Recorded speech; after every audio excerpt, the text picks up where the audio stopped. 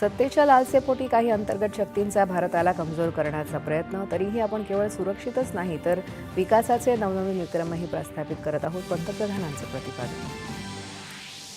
हरदोई इथं पंतप्रधानांच्या हस्ते गंगा द्रुतगती महामार्गाचं उद्घाटन. प्राचीन काळापासूनच्या गंगेप्रमाणे आधुनिक युगात हा महामार्ग उत्तर प्रदेशच्या विकासाची नवी जीवनरेखा ठरेल, पंतप्रधान.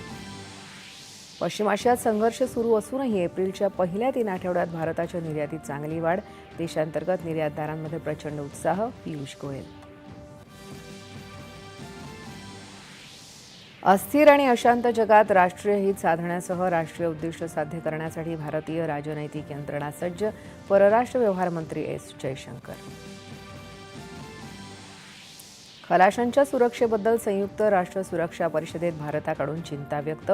होर्मुझच्या सामुद्रधुनीतून सुरक्षित आणि विना अडथळा मार्ग लवकरात लवकर पूर्ववत करण्याचं आवाहन. पश्चिम बंगालमध्ये दुसऱ्या टप्प्यातही मतदारांचा उत्स्फूर्त प्रतिसाद. सुमारे 90% मतदानाची नोंद.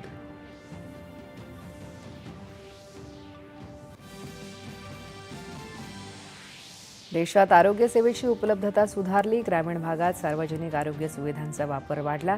राष्ट्रीय सांख्यिकी कार्यालयाच्या सर्वेक्षणातील निष्कर्ष. कृत्रिम बुद्धिमत्तेच्या विश्वात महाराष्ट्राचं महत्वाकांक्षी पाऊल. महाराष्ट्र कृत्रिम बुद्धिमत्ता धोरण 2026 जाहीर. राज्यात 10,000 कोटींपेक्षा अधिक गुंतवणूक आणि 1.5 लाख रोजगार संधी.